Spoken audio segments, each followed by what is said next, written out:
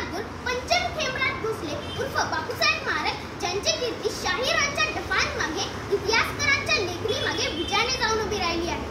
दोघांनीही तिला आदराने मानाचा चौरंग बसावी यासाठी सावंतवाडी शहराच्या मध्यभागी दिमाखात उभा असलेला त्यांचा पुतळा त्यांच्या असीम कर्तृत्वाचे स्मरण करून देतो. अतिभव्य, अतिसुंदर आणि अतितेजस्वी मर्दानी भव्य कपाळ, गरुडासारखे घवघवीत नाक, चढणोत्तर भुवया, अत्यंत पाणीदार डोळे आणि मुखावर किंचित स्मित. कीर्तीचा शिरपेच मस्तकी रोवून सावंतवाडीला घडवणारे परमपूज्य बापूसाहेब महाराज आचार व विचाराने महान होते.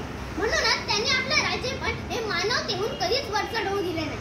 श्रावण वद्द 8 छके 1819 गोकुळाष्टमीचा तो पावन दिवस अत्यंत गतिमान सप्तअश्व उधळीत उधळीत बालसूर्याचा रथ क्षितिजावर नुकताच आला होता.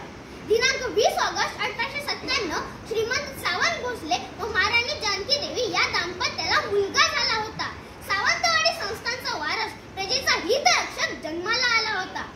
पण भगवान श्रीकृष्णाला ज्याप्रमाणे आपल्या जन्मदात्या आईचे सुख मिळाले नाही, त्याचप्रमाणे महाराजांनाही आपल्या जन्मदात्या आईच्या मायेची पाकर फार काळ लाभली नाही. त्यांचे वय अवघे 3 वर्षे असताना त्यांच्या मातोश्री जानकी देवी निवर्तल्या. महाराजांच्या कर्तृत्वाची पहिली झलक 19व्या वर्षी सर्व शिक्षण पूर्ण करून भारतात परतण्यापूर्वी त्यांना इंग्लंडचे महाराज 5वे जॉर्ज यांनी विचारले, आता आपण भारतात जाणार तर पुढे काय? यावर महाराजांनी लगेच उत्तर दिले, मला भारतात जाण्यापूर्वी लढाईवर जायची इच्छा आहे. तुम्हाला सैन्यात कोण व्हावेसे वाटते? या प्रश्नावर महाराज म्हणाले, मला तोफखान्यावर अधिकारी व्हावेसे वाटते. संस्थांच्या गादीचा एकुलता एक वारस आणि अवघे 20 वर्षे वर या परिस्थितीत अनुज्ञा देणे इंग्लंडच्या राजालाही जड वाटले. पण महाराजांचा दृढ निश्चय आणि उदंड आत्मविश्वास पाहून बादशहाने महाराजांचे म्हणणे मान्य करून त्यांना पहिल्या महायुद्धात सैन्य दलात दाखल होण्याची अनुमती दिली.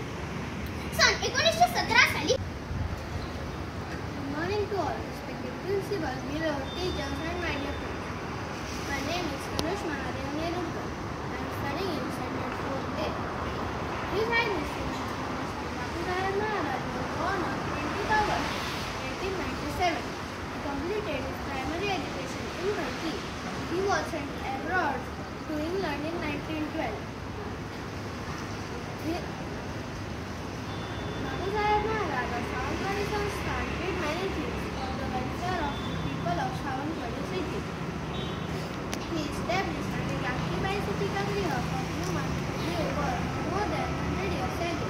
He established 6 primary schools and Sri Pancham Khemrat Mahavidyalaya to provide higher education to people. Good morning, respected teachers and all my dear friends. My name is Nihal Dinesh Mehta. I am studying in Standard 9. Today we are going to talk about the death anniversary of Punyashlok Bapusaib Maharaj. His Highness Srimant Punyashlok Bapusaib Maharaj was born on 20th August 1897. He completed his primary education in Turkey. He was sent abroad for higher education to England in 1912. At the age of 19, he returned India after completing his education. But before coming to India, Bapusaib expressed his wish to take part in war for Majesty to George V of England. The Emperor agreed Bapusaib and allowed him to join the army. Bapusaib also encouraged the youth to join the army and make a mark on the battlefield. His own speech and his own example infused new spirit among the youth of Savantwadi, and thousands of people joined the army. The coronation ceremony of Bapusaib Maharaj took place on Wednesday 29th October 1924. During his reign, he made many reforms in Sansthan like eliminating superstitions like